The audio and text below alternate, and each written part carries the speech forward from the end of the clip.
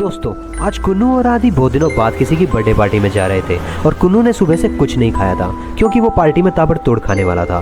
पर आदि इस बात से अपसेट लग रहा था क्योंकि रात को इतनी दूर आना उसे ठीक नहीं लगा, क्योंकि ये बर्थडे पार्टी गाँव में है, क्योंकि जो उनकी दोस्त है वो गाँव में रहती है और वही उन्हें आज पिक करने के लिए आने वाली है, जिसका नाम जूही है।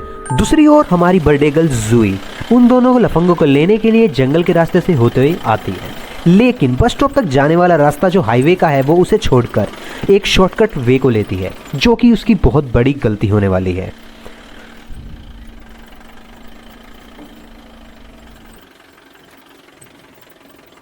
तभी जूही की नज़र पड़ती है रोड के सामने की ओर कि जैसे कि सामने से कोई आ रहा है, तो जूही को लगता है कि हो सकता है इतनी रात में किसी को लिफ्ट की ज़रूरत हो, तो ऐसा सोचते हुए वो गाड़ी को रोक देती है।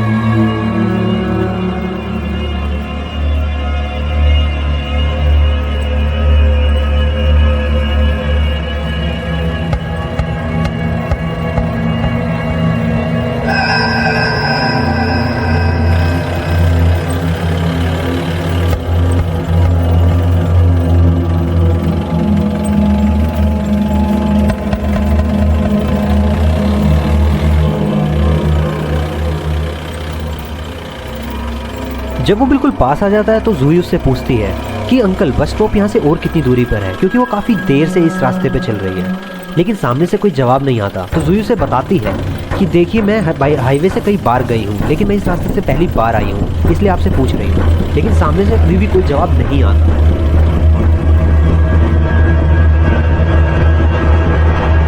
तभी वो अचानक से जूही पर हमला कर देता है और एक ही झापड़ में जूही को बेहोश कर देता है। पता नहीं उसने ऐसा क्यों किया, शायद अंकल को लिफ्ट चाहिए थी, बट जूही ने उससे सवाल पूछ लिया, इसलिए अंकल भड़क गए। अरे ये क्या, ये तो कोई और नहीं पुरानी हवेली में रहने वाला शैतान ज़ाबूज़ा है। जूही को अंदाजा भी नहीं है कि वो आज रात कितनी बड़ी मुसीबत में फंस चुकी है।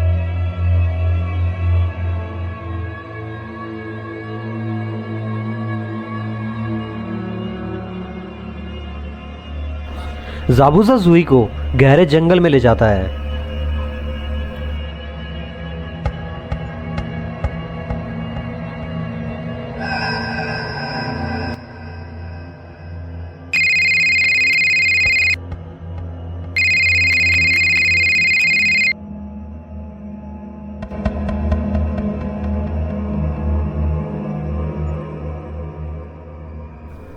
दूसरी तरफ आदि काफ़ी टेंशन में होता है, तो कुन्नू आदि से पूछता है क्या हुआ आदि, वो गाड़ी से आ रही है या साइकिल से, इतना समय क्यों लग रहा है। कि ये बात सुनकर आदि कहता है कि यार मैं 1 घंटे से जूही को कॉल कर रहा हूँ, लेकिन ये लड़की किसी कॉल का जवाब ही नहीं दे रही। ये बोल कर वो दुखी हो जाता है और साथ ही कहता है रात के 1 बजे हैं, कहीं से मदद भी नहीं मिलेगी। तभी कुन्नू कहता है यार वो अच्छी तरह जानती हैं कि हम लोग परेशान होंगे, पर फिर भी वो ऐसा कर रही है और फ़ोन नहीं उठा रही। ये सोचकर कुन्नू बहुत ज़्यादा गुस्से में आ जाता है।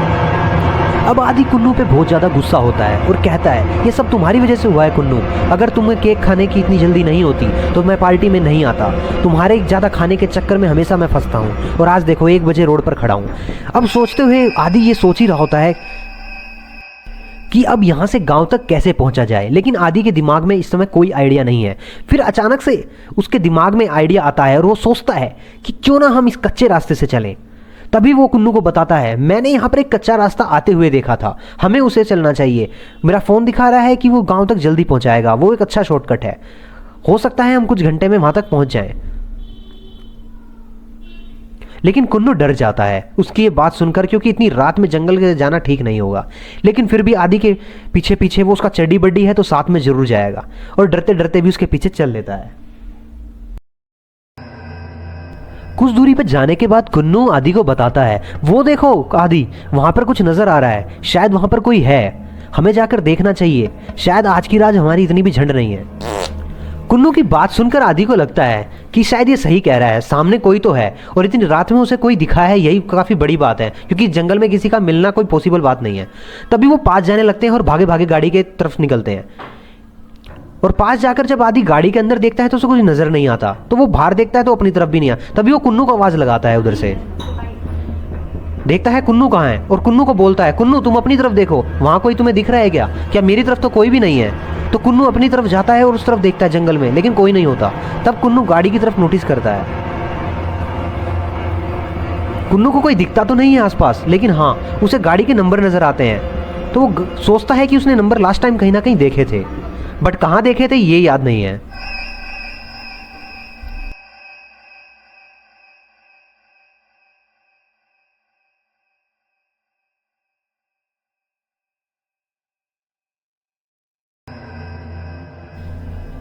तभी अचानक से कुन्नू को याद आ जाता है और वो आदि को आवाज लगाता है और बोलता है, आदि ये नंबर मैंने कहीं देखे हैं और ये मुझे याद आ गया, शायद ये जूही से रिलेटेड है। जूही की किसी फोटो में मैंने नंबर देखे थे, शायद ये गाड़ी जूही की है।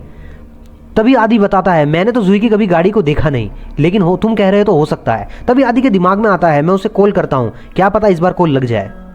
ये सोचकर आदि अपना फोन निकालता है और जूही को कॉल करता है, लेकिन इस बार भी कोई रिस्पॉन्स नहीं, कोई फोन नहीं उठा रहा।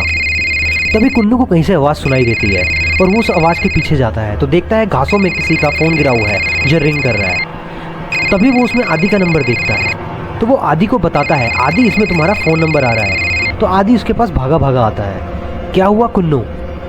मैं तो जूही को फ़ोन कर रहा था, ऐसा आदि उसे बताता है। लेकिन कुन्नू कहता है कि यहाँ उसका फ़ोन गिरा हुआ था। आदि बोलता है कि यहाँ तो जूही है ही नहीं, उसका फ़ोन और उसकी गाड़ी भला यहाँ क्या कर रही है? इसका मतलब जूही यहीं कहीं थी, लेकिन अब नहीं है। आदि की बात सुनकर कुन्नू डर जाता है। वो सोचता है ज़रूर इसका मतलब जूही यहीं थी, लेकिन शायद हो सकता है उसके पीछे कोई जंगली जानवर लग गया हो, इसलिए वो भाग गई हो और उसी बीच उसका फ़ोन यहाँ गिर गया हो। आदि कहता है, देखो कुन्नू, हमें जल्दी से जूही को ढूंढना होगा, वो ज़रूर किसी बड़ी मुसीबत में है। कुन्नू कहता है, हाँ मुझे भी ऐसा लगता है,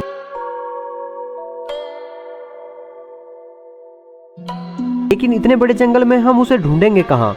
और कहता है, आदि हमें तो ये भी नहीं पता कि हमें उसे कौन सी डायरेक्शन में ढूंढना चाहिए, हमें उसे उसी डायरेक्शन में ढूंढना चाहिए जिस तरफ उसका फोन गिरा हुआ था। आदि की ये बात सुनकर कुन्नू कहता है, लगता है ये सब असर तुम्हारा सीआईडी देखने का है, लेकिन एफआईआर तो मैं भी देखता था। ये सब बातें करते हुए हमारे दोनों बदमाश जंगल में चले जाते हैं। कुन्नू और आदि को 1 घंटे से भी ज्यादा वक्त हो जाता है इस जंगल में घूमते हुए और काफी थक भी जाते हैं, लेकिन उन्हें अभी तक जूही कहीं नहीं मिलती और जंगल भी काफी घना होता चला जाता है कि तभी आदि की नजर पड़ती है जंगल में एक बीचों बीच घर पर।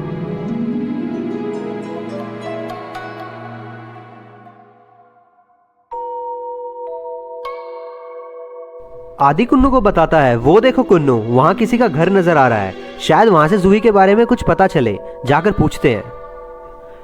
कुन्नू काफी ज्यादा सुस्ती दिखा रहा होता है और वो आसपास भी सही से देखते हुए नहीं चलता, तो आदि भड़क जाता है और ऊपर से कुन्नू ये भी कह देता है कि उस घर में क्या कोई रहता भी होगा। कुन्नू की हरकतें देख के आदि बहुत ज्यादा भड़क जाता है और कहता है, देखो कुन्नू, अपनी सुस्ती को दूर करो और जाकर उस घर में पूछ के आओ, और सुनो, बैल दबाकर मत भागाना। और जाते जाते आदि कुन्नू से ये भी कहता है, देखो कुन्नू, तुम बात मत करना, जो भी होगा उससे मैं बात करूंगा, क्योंकि तुम थोड़े बदतमीज किस्म के इंसान हो। अब आदि कुन्नू दोनों उस घर की ओर जाने लगते हैं और धीरे धीरे उस घर के और बिल्कुल पास पहुंच जाते हैं।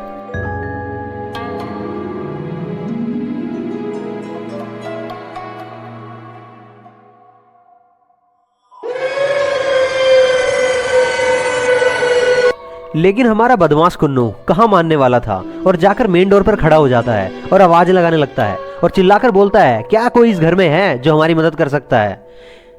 लेकिन अंदर से कोई भी आवाज नहीं आती। कुन्नू अंदर नजर मारता है, लेकिन घर के अंदर भी कोई नजर नहीं आता, तो वो आदि से कहता है, लगता है इस घर में कोई भी नहीं है आदि, हम फालतू में इधर आ गए।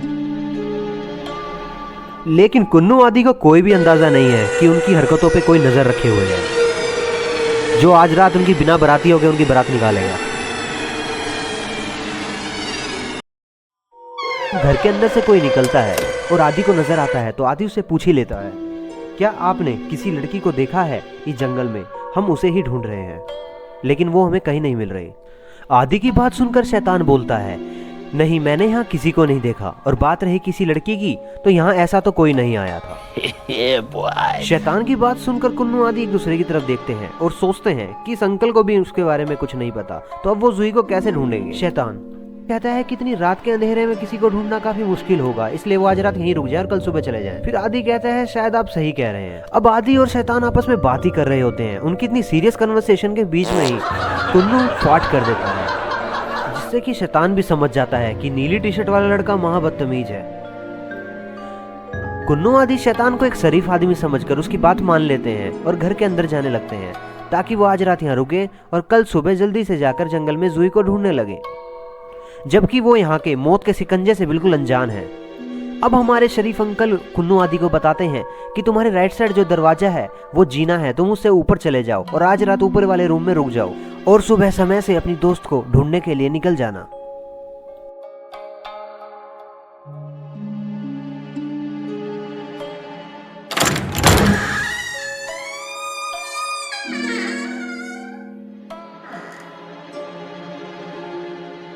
आदि कुन्नू से कहता है, कुन्नू जल्दी से जाकर आराम कर लो, सुबह जल्दी हमें निकलना है।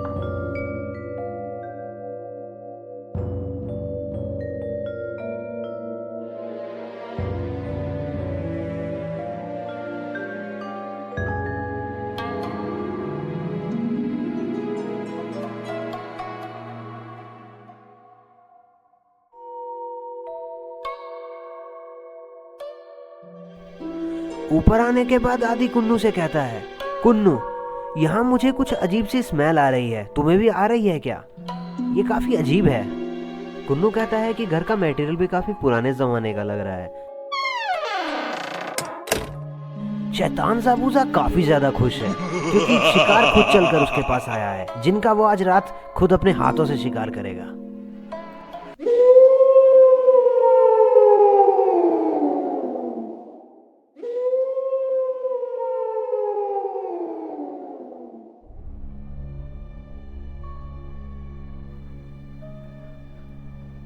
काफ़ी गहरी और डरावनी रात है, लेकिन हमारे मास्टर बॉय आदि को केवल सोना है और वो कुन्नू से कहता है, मुझे बहुत नींद आ रही है कुन्नू, अगर तुमने मुझे जगाया तो मैं तुम्हारी ढकी टिकी कर दूंगा।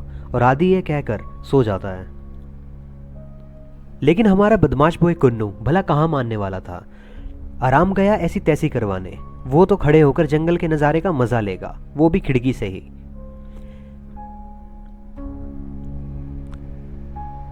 लेकिन अचानक से कुन्नू को महसूस होता है कि उसके पेट की टंकी फुल हो चुकी है और उसे जल्दी से टॉयलेट जाना होगा।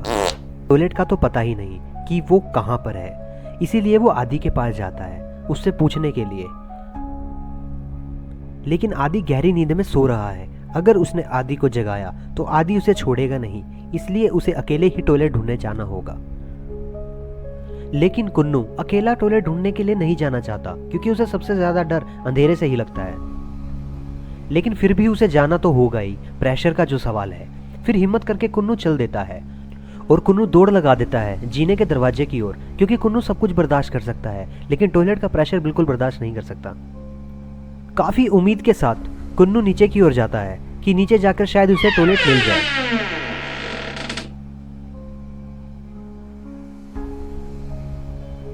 अब कुन्नू के पास एक मिशन है टॉयलेट ढूंढने का, जिसे वो अपने हाथों से जाने नहीं देगा।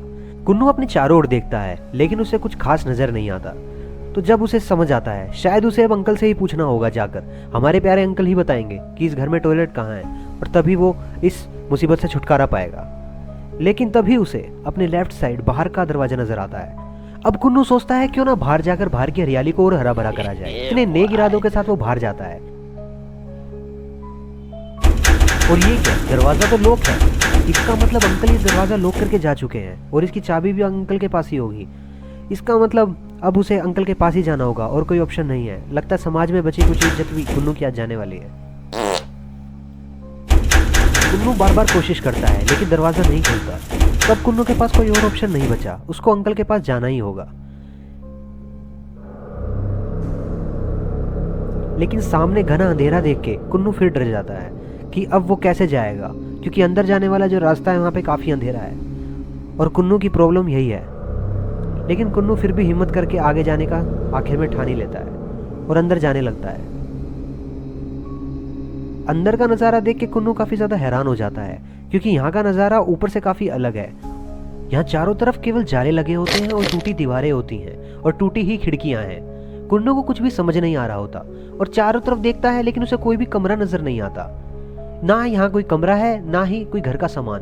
तो यहाँ पे अंकल रहते कैसे हैं? लेकिन अंकल इसी तरफ तो रहते हैं। घर उसे काफी छोटा नजर आता है, नीचे का हिस्सा बहुत ज्यादा छोटा है, काफी अजीब सी बनावट है। कुन्नू अपने राइट साइड देखता है तो उसे कुछ नजर आता है, तो वो सोचता है शायद हो सकता है वहां अंकल हो, वहां जाकर उनसे पूछता हूं। लेकिन आगे जाने के बाद भी कुन्नू को कुछ खास नजर नहीं आता और वो देखता है कि जमीन में एक बहुत बड़ा गड्ढा है जो नीचे की ओर जा रहा है। शायद यहाँ कोई रास्ता है। कुन्नू उस गड्ढे को बड़े ध्यान से देखता है लेकिन उसे अभी भी कुछ समझ नहीं आ रहा क्योंकि कुन्नू का ऊपर का माला पूरा खाली है।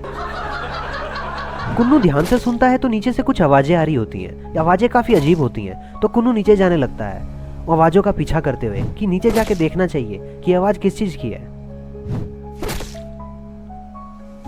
जैसे जैसे वो नीचे जाता है आवाज काफी तेज होती चली जाती है और वो फिर पीछे लगा के देखता है जहां से आवाज आ रही है। और ये क्या, ये तो इस घर का कोई बेसमेंट लग रहा है। अंकल कुछ कर रहे हैं टेबल पर और चारों तरफ केवल खून ही खून गिरा हुआ है। कुन्नू को इतना ही समझ आता है, लेकिन अचानक से अंकल काम करते हुए रुक जाते हैं। वो पीछे देखते हैं लेकिन अच्छा हुआ कुन्नू छुप गया। अगर वो नहीं छिपता तो आज उसकी कहानी यहीं की यहीं खत्म हो जाती। शायद कुन्नू समझ चुका है कि अंकल अपने टाइम के बदमाश रह चुके हैं, इसलिए उसका छुपने में ही भलाई है।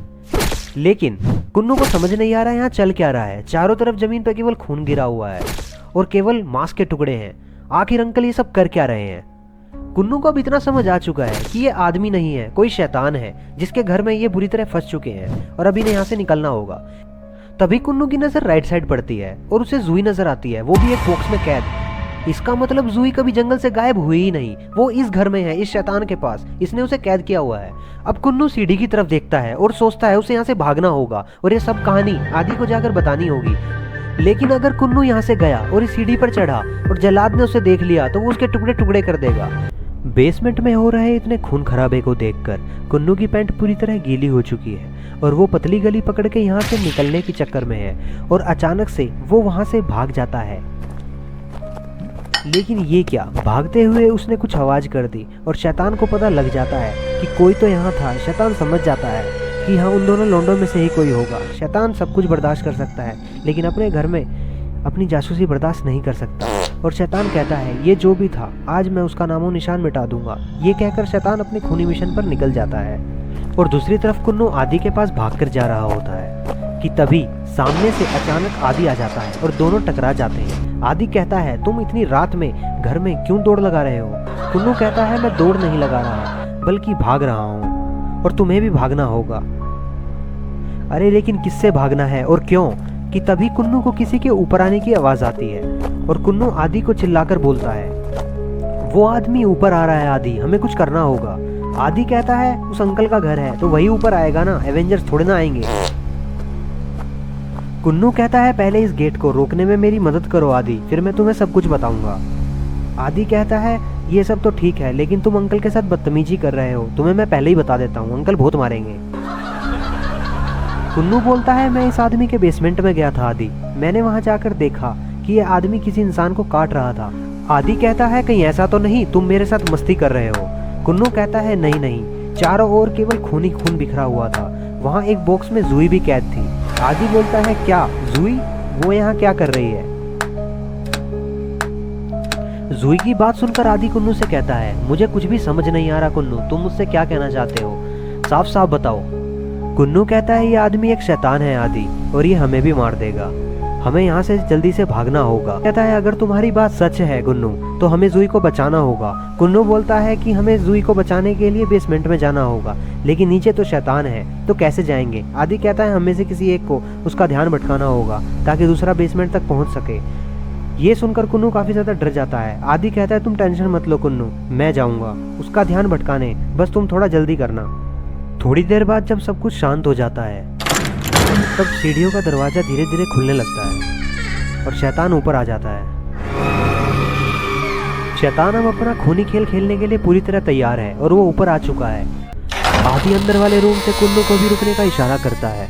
कुन्नू चुपचाप शैतान के वहां से जाने का वेट करता है। कुन्नू को छिपाकर आदि वहां से भाग जाता है कि कहीं शैतान उसे देख ना ले। आदि को कुन्नू पर बिल्कुल भी भरोसा नहीं है कि कहीं कुन्नू ने कोई बदतमीजी कर दी तो वो फंस सकता है।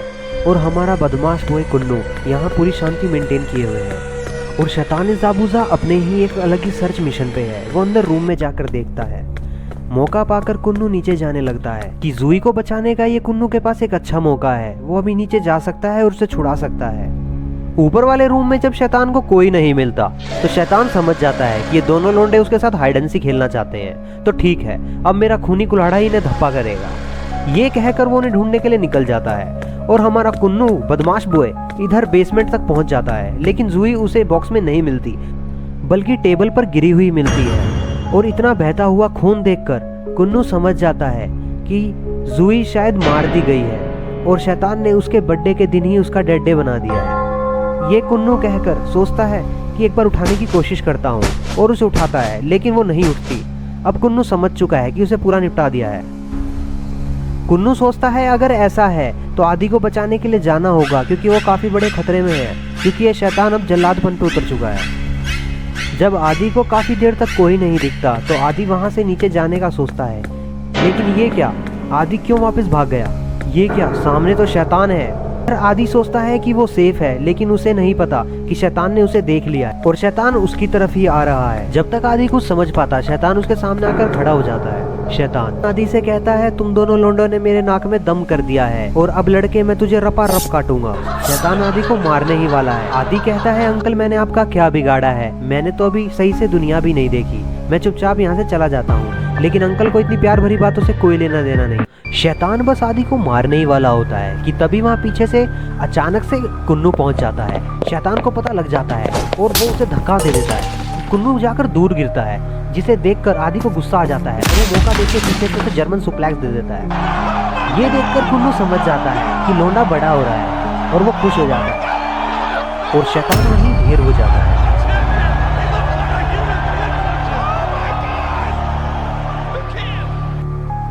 अब शैतान की लंका लगाने के बाद आदि कुन्नू से पूछता है, कुन्नू तुम तो जूही को लेने गए थे ना, तो तुम अकेले क्यों आए हो?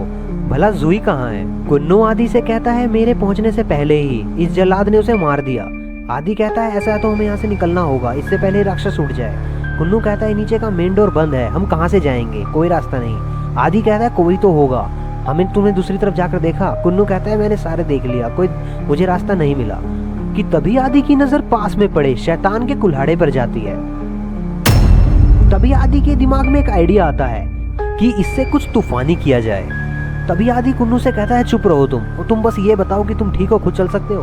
बस फिर क्या, हमारे आदि भाई साहब मजदूरी पे लग जाते हैं। कुन्नू सोचती है कि यहाँ इतना ज्यादा शोर हो रहा है, कहीं इसे अगर शैतान ने सुन लिया तो वो यहीं आ जाएगा।